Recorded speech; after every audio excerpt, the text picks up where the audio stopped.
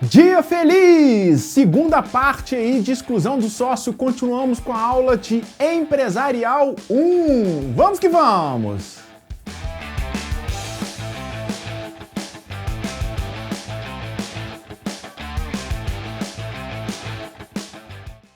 Alegria, alegria, meu aluno! Empresarial 1, segunda parte sobre exclusão de sócio. Nós iniciamos nas aulas anteriores para falar sobre as formas de saída do sócio. Então, recapitulando, nós falamos primeiro sobre a saída do sócio em questão de morte, falamos depois da saída do sócio em situações de venda de cotas sociais, cessão de cotas sociais, e começamos na nossa última aula falar sobre saída de sócio através de exclusão.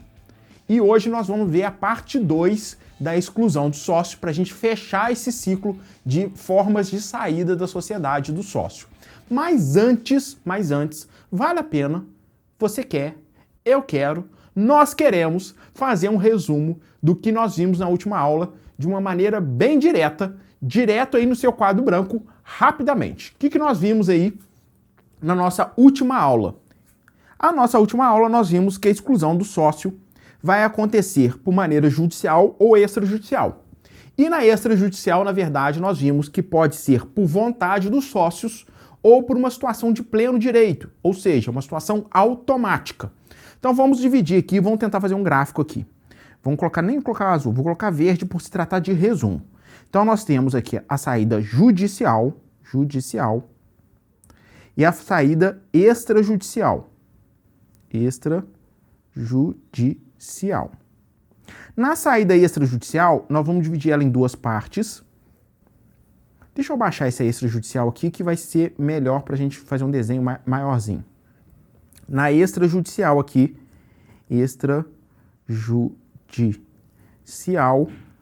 vai ter duas partes. Uma maneira automática que a gente chama de pleno direito, onde os sócios não têm intervenção. Vou colocar automático aqui em parênteses, automático, porque os sócios não têm escolha.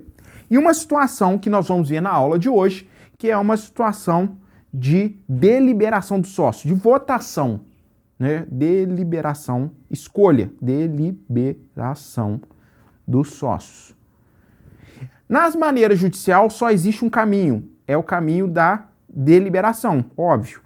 A propositura da ação sempre tem que ter um movimento inicial, não pode o juiz ou alguém movimentar, e esse alguém vai ser o sócio. Nós vamos ter, então, um movimento de deliberação e, obrigatoriamente, tem que ser feita com requisito da ação, maioria dos sócios. Lembrando que toda vez que eu estou falando maioria, eu vou sempre bater nessa tecla, maioria dos sócios, a gente fala de maioria do capital social.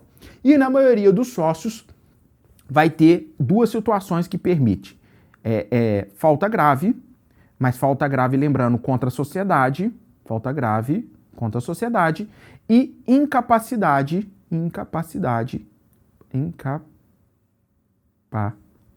vou escrever isso direito, incapacidade superveniente, ou seja, não existe a possibilidade do incapaz ser sócio inicialmente, mas ele pode virar sócio porque recebeu de herança ou porque se tornou incapaz no decorrer da sociedade. Superveniente.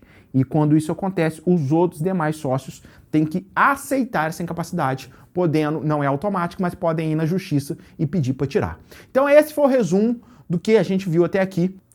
Antes da gente avançar pela matéria, nós já fizemos esse resumo todo completo aí, eu queria falar umas coisas que eu deixei de falar sobre incapaz, que seria pro finalzinho da aula, mas eu acabei não falando, mas não tem problema, a gente fala agora, porque o procedimento do incapaz, existem alguns detalhes que eu já tinha pego o artigo aqui, esqueci dele, alguns parágrafos aqui, que falam passo a passo do incapaz, porque nós vimos a situação da sociedade de manter o incapaz na sociedade ou de excluí-lo da sociedade de maneira judicial.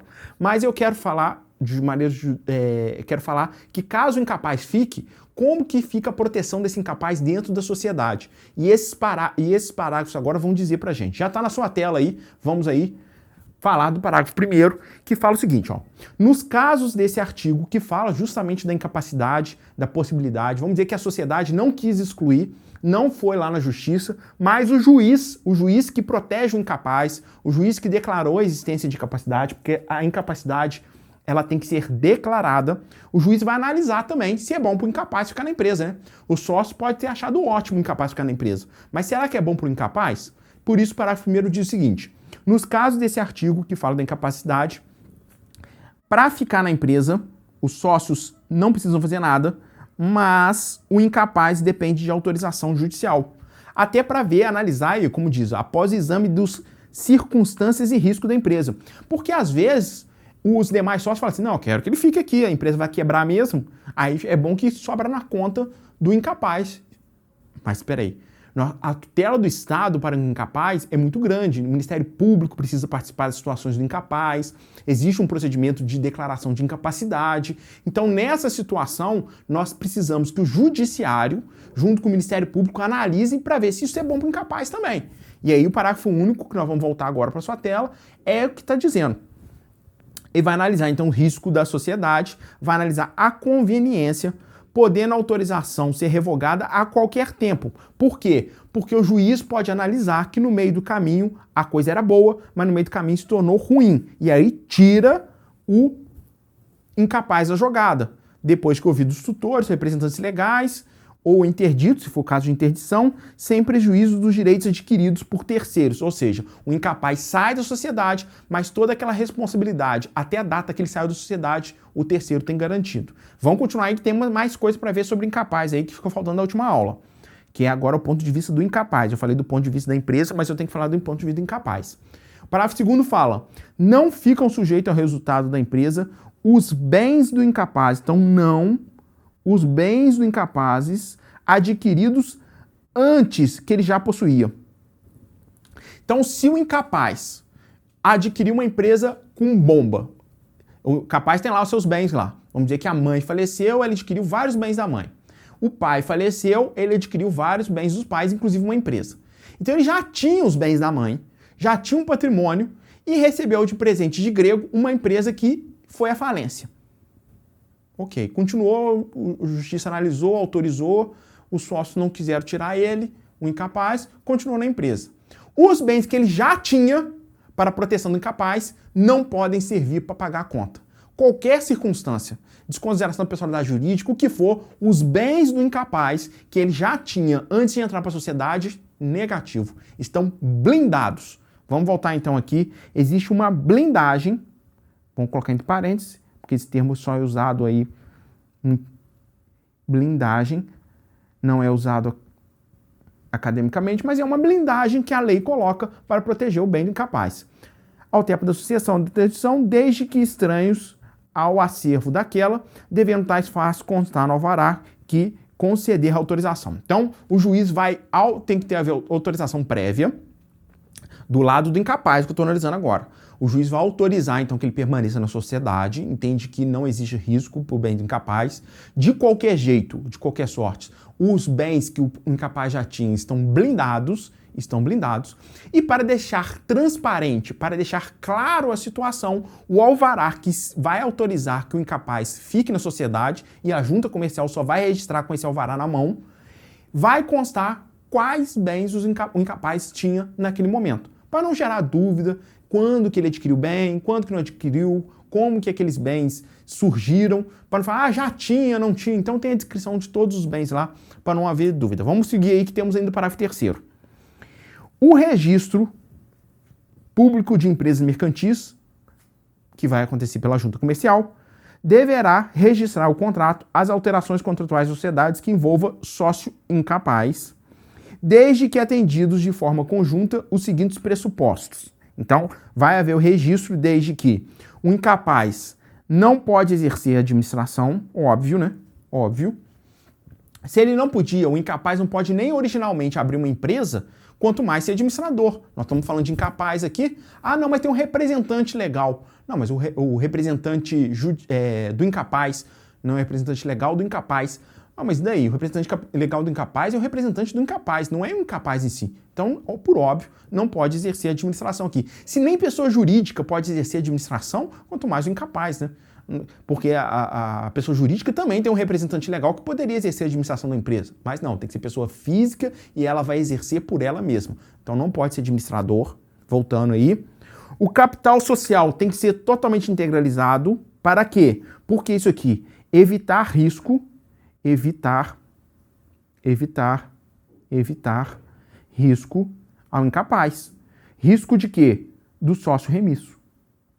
Porque o sócio remisso lembra que responsabiliza os demais sócios em caso de mora, responsabiliza solidariamente os demais sócios no caso aqui de não integralização, subscrição e não integralização do capital. Então o capital tem que estar integralizado. Vamos de novo voltar aí. E o item, o inciso 3 aí, fala o seguinte: o sócio relativamente incapaz deve ser assistido e o absolutamente incapaz deve ser representado pelo seu representante legal.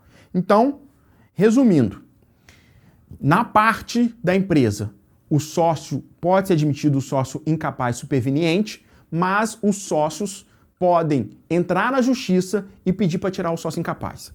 Sob o ponto de vista do sócio incapaz, caso o sócio não entre na justiça para tirar, ele pode permanecer na sociedade, mas depende de autorização judicial. E além de depender da autorização judicial, o capital tem que estar integralizado. Os bens anteriores estão blindados. E o juiz vai analisar os riscos da atividade para ver se aquela atividade já está ok, se é possível exercer aquela atividade. Vamos seguir aí, na sua tela. Vamos então, deixa eu preparar aqui, vamos voltar para o slide. Tá aí na sua tela o que nós faltamos aí, que é o último ponto, o extrajudicial, que é a nossa aula de hoje. Vamos lá então para este ponto.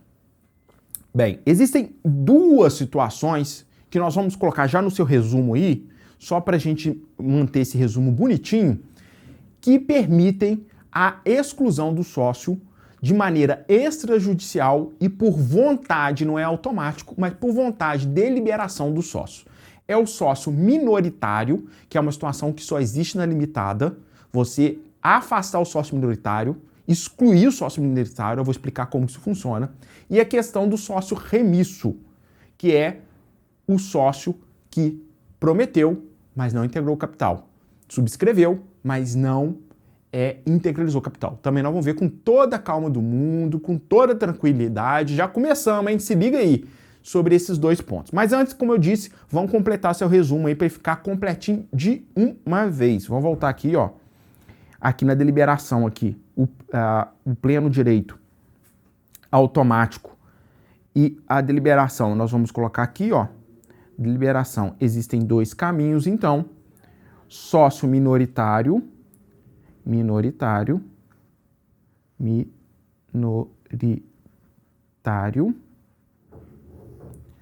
E aqui o sócio remisso. E vamos completar aqui em cima também, que agora que eu estou vendo que eu não completei, de pleno direito, de maneira automática vai acontecer no sócio falido e na liquidação de cotas penhoradas. Que aí você tem agora o resumo completinho. A gente avançou isso tudo para fazer esse resumo. Olha só que fantástico. Quem gosta aí, como eu, de fazer mapa mental para resumir para concurso, para a prova da OAB, isso aqui, ó, deixa eu até diminuir aqui, esse aqui que está em verde é o filé. É o filezinho do filé, é a parte nobre da nossa aula aí, porque resume tudo que nós vimos e tenho certeza que se você ler cada palavrinha dessa, você retoma na sua cabeça aí tudo que precisa. Então, mapa mental é uma estratégia ótima. Tanto é que nas nossas aulas, a gente vinha fazendo mapa mentais, né? Toda aula, na aula anterior, volta para mim, toda aula anterior a gente fazia mapa mental, não era à toa, porque é uma puta técnica de memorização comprovada, que se você insistir com ela no começo, ela meio parece que não faz sentido, é difícil de construir um mapa mental, você não memoriza, mas depois você vai fazendo revisões, você vai ficando cada vez mais craque e a velocidade de aprendizagem com mapa mental é muito forte e tem efeitos a longo prazo. Mas depois a gente fala isso lá no Fazendo Direitinho, vai ter uma aula só sobre mapa mental. Segura aí que já tá vindo umas pautas bem legais, tô começando a gravar os vídeos, vai sair coisa bem legal sobre técnica de estudo. Mas vamos voltar aqui para nossa vaca fria, vamos voltar aqui para o nosso estudo e vamos aí na sua tela a aula de hoje, que é sobre exclusão de sócio de forma deliberada. Sócio minoritário e sócio remisso. Então vamos começar pelo sócio minoritário. Primeiro eu quero chamar a atenção que a questão do sócio minoritário, a exclusão do sócio minoritário, só pode acontecer num tipo de sociedade. Qual tipo? A limitada.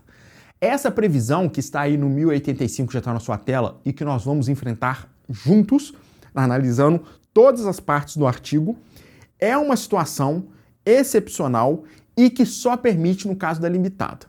E é, inclusive, uma situação um pouco mais nova, porque nós vamos ver alguns detalhes aí inovadores que trazem no Código Civil. Vamos lá, então, 1085 já na sua tela, eu vou virar para o lado aqui para poder ler, e nós vamos juntos.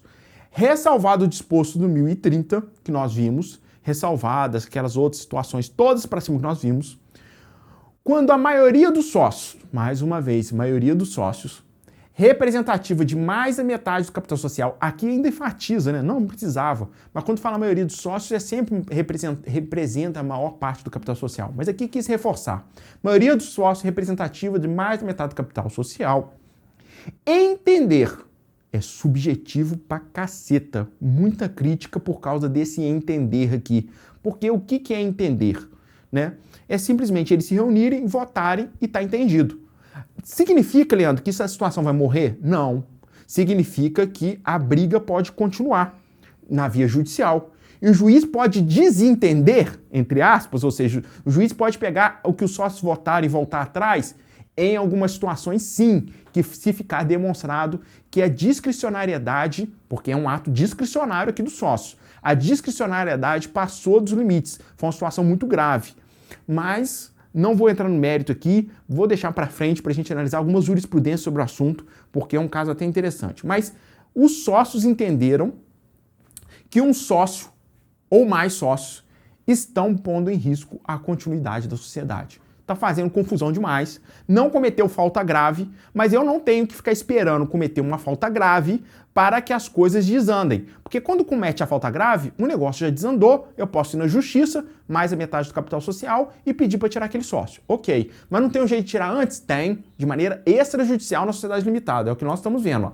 Entender que um sócio estão colocando em risco, ainda não entornou o caldo, mas o caldo vai entornar a continuidade da empresa em virtude de atos inegável gravidade, poderá excluí-lo da sociedade mediante simples alteração contratual, desde que prevista nessa exclusão por desde que prevista neste a exclusão por desde que prevista neste no contrato social a exclusão por justa causa. Volta para mim. Mais uma vez, contrato social bem feito faz toda a diferença para a sociedade. Aqui fala que se e somente se o contrato social houver previsão de justa causa para exclusão do sócio, que pouquíssimos contratos sociais nós vimos isso na prática, porque os contadores não sabem, porque muita gente não sabe, porque até o advogado não sabe. Mas se houver previsão no contrato social, se você entra numa sociedade, mas fica com medo, alguém que tem altos e baixos, você pode prever no contrato social que os sócios, por maioria do capital, podem mandar vazar o sócio que está fazendo confusão, sem necessidade de ir na justiça. Depois, esse sócio, como que eu faço? Reúno os sócios, votação, maioria entendeu que houve problema, exclui o sócio, faz alteração contratual, a junta vai registrar essa alteração, ele está fora. Olha que legal. Ah, mas se esse sócio se sentir injustiçado, vai para a justiça, mas a empresa continua sem ele. Olha que interessante, olha o poder que nós temos. Mas volta aí. Desde que previsto no contrato social. Então tem que estar previsto no contrato social para que exista essa possibilidade. Então, mais uma vez, nós chamamos a atenção aí para esse poder de fazer um contrato social bem feito desde o início. Mas vamos aí para a gente resumir esse 1085 para você. Como sempre, você sabe, eu vou resumir para você já na sua tela. Então, o 1085 fala que mais da metade dos sócios, então maioria dos sócios, lembrando que toda vez que eu falar a maioria dos sócios, eu estou falando a maioria do capital social, vou ficar repetindo isso aqui 50 mil vezes, podem excluir o sócio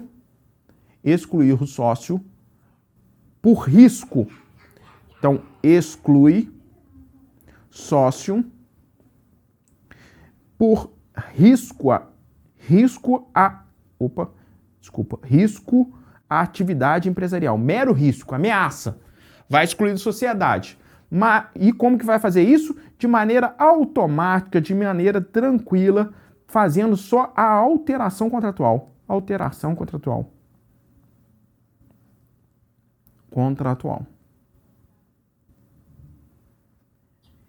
E fazendo alteração contratual, desde que previsto no contrato, no CS. Se não houver previsão, esse caminho aqui não existe essa possibilidade.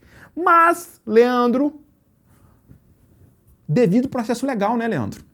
Sim. E se você não sabe, eu já te adianto que o devido processo legal não é só aplicado em processo judicial, não. Tem várias decisões do STJ e do STF, principalmente, falando que o devido processo legal deve ser colocado em qualquer processo que gere prejuízo para a pessoa.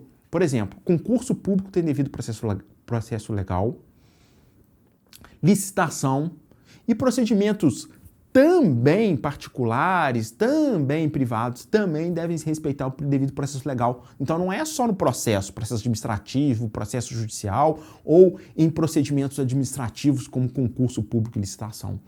Aqui eu tenho que dar o devido processo legal, porque nós temos uma coisa muito cara, que é o direito à ampla defesa. Então nessa situação aqui, o procedimento exige que faça uma reunião ou assembleia, não é para frente a gente vai ver a diferença de reunião e assembleia, mas reúna os sócios para votar e essa votação não pode ser secreta. Não pode ser assim, não vamos chamar o sócio problemático, nós vamos discutir só entre a gente. Negativo. Você tem que chamar, tem que notificar o sócio problemático e pedir para que ele compareça, e apresente a sua defesa. É claro que é também o devido processo legal, o direito à ampla defesa, mas se ele não comparecer, toca o barco. Você só tem que comprovar que deu oportunidade de defesa e não garantir a defesa dele, que não é processo penal aqui. Nós estamos falando de procedimentos administrativos em que não há necessidade de uma defesa técnica, faça chuva ou faça sol. Leandro, e se tiver só 2 sócios?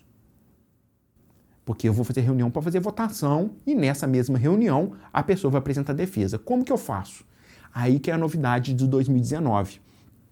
Tinha alguns entendimentos malucos aí que falava que quando tinham 2 sócios e a pessoa tivesse mais de 50% do capital, desde que previsto no contrato social, eu botava para fora o outro sócio e acabou.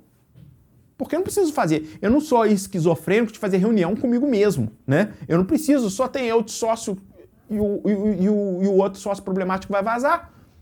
Mas aí o parágrafo único, vamos voltar aí para o 1085, o parágrafo único fala o seguinte, ressalvado o caso em que haja apenas 2 sócios na sociedade, é 2019 isso aqui, hein, tá? Essa inclusão, novidade, hein? Novidadíssima.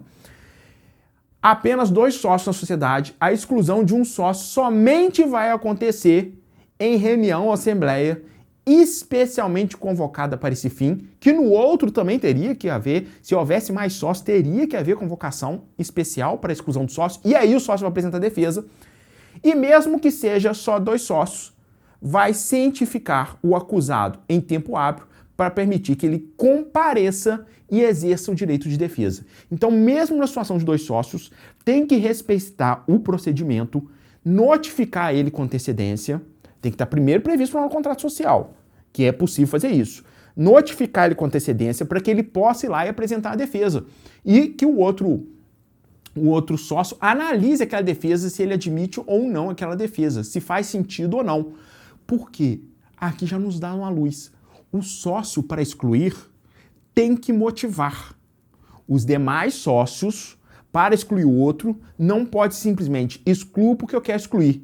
Até porque, vamos voltar aí no artigo, até porque fala lá, ó, que tem que demonstrar, tem que entender que existe risco à continuidade da empresa. Então não pode simplesmente, por quê? Eu acho que você está causando, sendo uma pessoa que causa risco à situação da empresa. Por quê? Me descreve aí qual é o motivo. Até porque que eu posso ir no judiciário reclamar isso aqui, ué. Porque às vezes é só um deleite seu aí, ué. Na hora que você precisava de grana para eu entrar, beleza, eu entrei, mesmo com sócio minoritário. Agora que a empresa está decolando, você está querendo me colocar para fora, negativo. Então eu tenho que causar uma situação grave que possa você me excluir. Ok, você pode me excluir independente do judiciário, mas tem que ser motivado. Então, outro detalhe aí, vamos voltar para o quadro branco, que cause risco, mas eu vou puxar uma setinha aqui e vou escrever aqui, ó, motivado. Tem que haver motivação, motivado. Não pode ser, e além do motivado, vou puxar outra setinha, mas você vai me entender, tem que dar o direito, direito de defesa. Direito de defesa. Muito legal isso aí, hein? Muito legal. Então, essa é a primeira situação de exclusão de sócio por deliberação extrajudicial, por deliberação dos demais sócios. A segunda, agora, nós precisamos falar sobre sócio remisso. Vamos já ir avançar na sua tela, nós já vimos isso aqui. Vamos ver o sócio remisso, que é o 1004. E nós vamos ler juntos e vamos fazer esse resuminho aqui também. Então, o 1004 fala o seguinte: os sócios são obrigados, na forma e no prazo previstos, as contribuições estabelecidas no contrato social. Então, eu prometi entregar um dinheiro, subscrevi o capital e coloquei lá que até janeiro, eu sempre uso esse exemplo de janeiro, não sei porquê, mas até janeiro vou lá entregar 50 mil reais. Entreguei 50 mil hoje, vou entregar 50 mil lá em janeiro. Então, eu subscrevi e não integralizei. E aquele que deixar de fazer, chegar lá em janeiro, então tem que estar em mora, chegar lá em janeiro, não fizer, tem que estar em atraso, nos 30 dias seguintes ao da notificação pela sociedade, responderá perante esta pelo dano emergente da mora. Volta para mim. O sócio remisso, ele é automaticamente remisso quando vencido o prazo. Ele determinou que 30 de janeiro ele ia entregar o capital. Passou 30 de janeiro e não entregou. Ele já é remisso. Ah, Leandro, esses 30 dias? Esses 30 dias, porque lembra, o sócio remisso, a cota, a parte dele que não foi integralizada, ele é responsável por aquele capital, o sócio remisso e os demais sócios de maneira solidária. Lembrou aí? Responsabilidade solidária dos demais sócios. Então, o que o código está falando é o seguinte: depois de vencido o prazo, porque você assumiu o risco de ficar solidariamente responsável com esse sócio até 30 de janeiro, e não eternamente. Quando chegar a 30 de janeiro, você tem mais 30 dias para notificar esse sócio remisso e falar o seguinte: olha, daqui para frente eu não vou assumir mais sua responsabilidade, você vai ter que pagar essa conta. Isso tem efeito contra terceiro? Mas tem efeito entre os sócios, porque eu estou falando o seguinte: eu vou pagar sua conta, mas depois você vai responder por todos os danos que causou a sociedade.